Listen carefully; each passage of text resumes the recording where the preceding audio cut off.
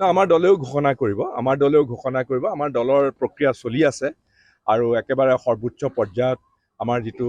central election committee বুলি কয় central election কমিটিৰ সভা হ'ব আৰু সভাই দলে নিৰ্ধাৰণ কৰি দিব কোনে মই চিটিং এম পি হয় মই বিচাৰিছোঁ মই মোৰ দলকো মই কৈছোঁ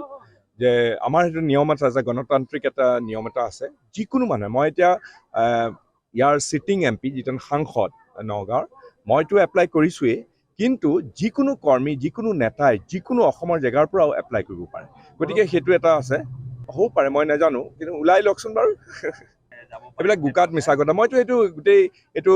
তোমালোকৰ মিডিয়াৰ যোগেদি এনেকৈ কোনোবাই প্লেন কৰে ৰোপণ কৰে আৰু সেইবিলাক যাতে আমাৰ মানুহবিলাকৰ যাতে মনোবল হ্ৰাস হয় তেনেকুৱা ধৰণৰ প্ৰক্ৰিয়া বহুত দিনৰ পৰা চলি আছে মই কিন্তু স্পষ্ট কৰি দিছোঁ চবকে স্পষ্ট কৰি দিছোঁ মই মিডিয়াৰ যোগেদিও স্পষ্ট কৰিছোঁ যে মই বিজেপিলৈ যোৱাৰ কোনো প্ৰশ্নই নুঠে প্ৰত্যাহ্বানটো আছেই প্ৰত্যাহ্বান নিৰ্বাচন যিকোনো নিৰ্বাচনেই প্ৰত্যাহ্বান কিন্তু আমাৰ দৃঢ় বিশ্বাস যোৱাবাৰ যেনেকৈ সুদীৰ্ঘ ৩৫ বছৰৰ পিছত